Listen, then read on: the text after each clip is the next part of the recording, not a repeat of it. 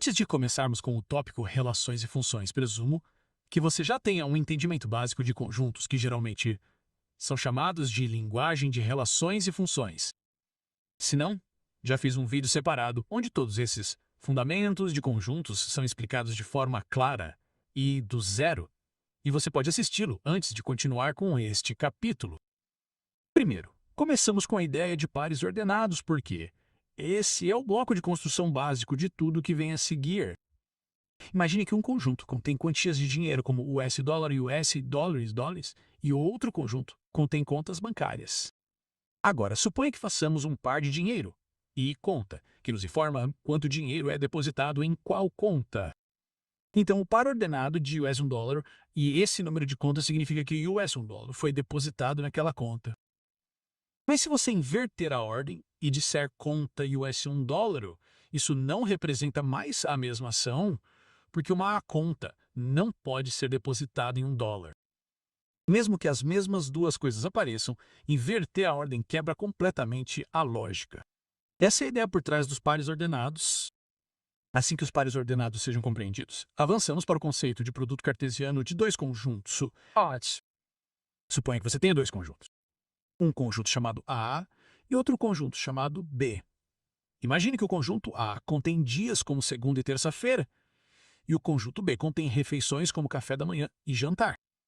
O produto cartesiano, que representamos usando um B, significa que agora formamos todos os pares ordenados possíveis, onde o primeiro elemento sempre vem do conjunto e o segundo elemento sempre vem do conjunto B. Então, pareamos segunda-feira com jantar, terça-feira com jantar, terça-feira com café da manhã e terça-feira com jantar, e criamos um conjunto com isso.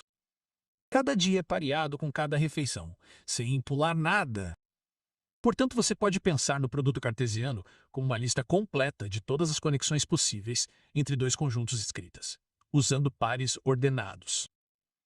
Apresentaremos então relações, conceito que consiste na forma como os elementos de um conjunto se relacionam com os de outro. Matematicamente falando, uma relação é um subconjunto do produto cartesiano A vezes B. Isso significa que começamos com o produto cartesiano e então selecionamos apenas alguns pares ordenados que satisfazem nossa regra. Imagine que o conjunto A contém os números 1, 2 e o 3, e o conjunto B contém os números 1, 4 e 9. Agora, o produto cartesiano será a lista completa de todos os pares ordenados possíveis, formados tomando o primeiro número do conjunto A e o segundo número do conjunto B. Assim, a partir dessa lista completa, suponha que agora definimos uma relação escolhendo apenas os pares ordenados, em que o segundo número é o quadrado do primeiro. Utilizando a notação matemática de conjuntos, podemos representar esta relação R como o par AB, tal que B igual A ao quadrado. Isso representa todos os pares ordenados A e B. E então temos uma regra ou uma condição em que o segundo número é o quadrado do primeiro. Então selecionamos 1,1, 2A, 4 e 3,9 e ignoramos todos os outros pares. Isso mostra que uma relação sempre vem do produto cartesiano, mas inclui apenas os pares ordenados que satisfazem uma determinada regra, não necessariamente todos os pares possíveis. Agora, toda relação tem três partes muito importantes, chamadas domínio, contradomínio e imagem. E entender isso claramente remove muita confusão mais tarde. O domínio é o conjunto de todos os primeiros elementos dos pares ordenados na relação. O codomínio é todo o segundo conjunto que estava disponível para formar a relação independentemente de todos os seus elementos serem usados ou não. O intervalo é o conjunto dos elementos do codomínio que realmente aparecem como segundos elementos na relação. Imagine que o conjunto A contém os números 1, 2, 3 e 4 e o conjunto B contém os números 1, 4, 9 e 25. Agora, definimos uma relação em que cada número do conjunto A está conectado ao seu quadrado, mas somente se esse quadrado existir no conjunto B, seguindo essa regra. Os pares ordenados na relação são 1,1, 2A, 4U e 3A e 9. O par 4A16 não é possível porque, embora 4 tenha um quadrado, o número 16 não está presente no conjunto B.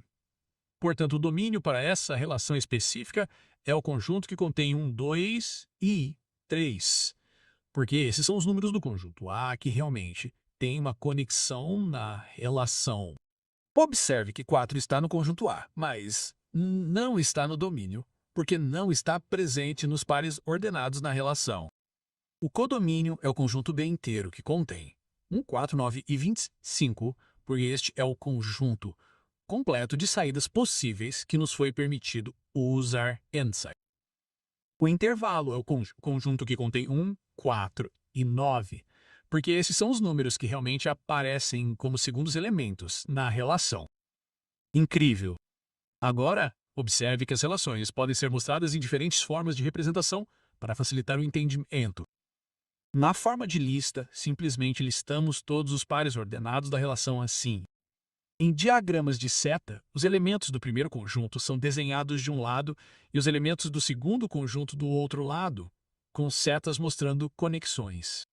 Portanto, para esta relação, o diagrama de seta ficará assim. Então, na representação gráfica, os pares ordenados são plotados em um gráfico, onde o primeiro elemento é medido ao longo da direção horizontal e o segundo ao longo da direção vertical. Acho que você conhece esses gráficos. Cada método fornece uma visão visual diferente da mesma relação, ajudando-nos a entendê-la de forma profunda e clara. Vamos falar sobre os diferentes tipos de relações, um conceito muito importante e bem divertido quando você pega o jeito. Primeiro, temos a relação vazia, que é uma relação que não tem pares. Imagine que o conjunto A contém os números 1, 3 e 5, e o conjunto B contém os números 7, 9 e 11. Agora, suponha que definimos uma relação em que um número do conjunto A está conectado a um número do conjunto B somente se o número do conjunto A for par. Como todos os números do conjunto A são ímpares, não há nenhum número em A que satisfaça a condição. Portanto, nenhum par ordenado pode ser formado. Este é um exemplo perfeito de uma relação vazia.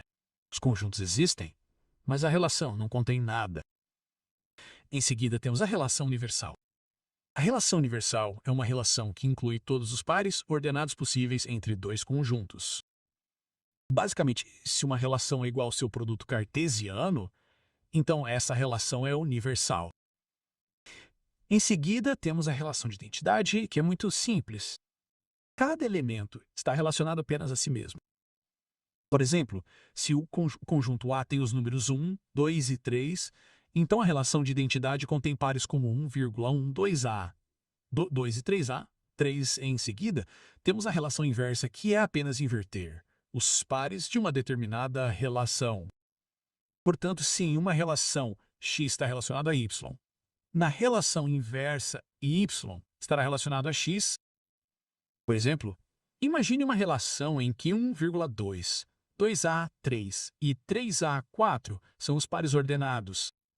A relação inversa simplesmente inverterá cada par. Portanto, os pares ordenados se tornam 2A, 1, 3, 2 e 4A3. Isso mostra que tudo está invertido e ainda é uma relação válida. Agora passamos para relações que são mais sobre padrões.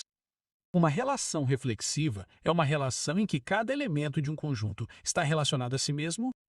Isso significa que para cada elemento x no conjunto, o par ordenado x, x, deve estar presente na relação.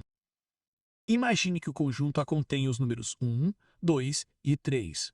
Vamos definir uma relação com os seguintes pares ordenados. Aqui, você pode ver que esses três pares garantem que a relação seja reflexiva, porque cada elemento está conectado a si mesmo. Ao mesmo tempo, esses dois pares são conexões extras que não afetam a reflexividade. Eles apenas adicionam mais relações. Então, toda relação reflexiva contém todos os pares x, mas também pode ter outros pares. Então, uma relação simétrica é uma relação em que esse x está relacionado a y, então y está automaticamente relacionado a x. Por exemplo, imagine que o conjunto A contém os números 1, 2 e 3, e a relação inclui os pares ordenados 1, 2, 1, 2, 3 e 3, 2. Aqui, toda vez que um par existe em uma direção, o par reverso também existe. Isso torna a relação simétrica. Então, temos uma relação transitiva que é um pouco diferente. Se x está relacionado a y e y está relacionado a z, então x também deve estar relacionado a z. Por fim, quando uma relação é reflexiva, simétrica e transitiva ao mesmo tempo, ela se torna uma relação de equivalência. Vamos dar um bom exemplo. Considere o conjunto dos números reais e defina uma relação em que x está relacionado a y, se e somente se x for menor que y. Primeiro, essa relação não é reflexiva, porque reflexiva significa que todo elemento deve estar relacionado a si mesmo. Mas para qualquer número real x, a afirmação x é menor que x é falsa, pois um número não pode ser menor que ele mesmo. Como 2 não é menor que 2, portanto a reflexividade falha. Em seguida, essa relação também não é simétrica, porque a simetria requer que se x está relacionado a y, então y também deve estar relacionado a x. Mas aqui, se 2 é menor que 3, não significa que 3 é menor que 2, portanto a simetria claramente não se mantém. No entanto, essa relação é transitiva, porque transitividade significa que se x está relacionado a y e y está relacionado a z, então x deve estar relacionado a z. Isso funciona aqui, pois se 2 é menor que 3 e 3 é menor que 4, então 2 é menor que 4.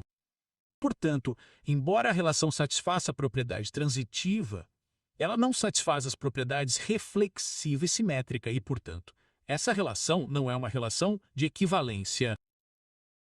Uma função é um tipo especial de relação, em que cada elemento no domínio está conectado a exatamente um elemento no contradomínio.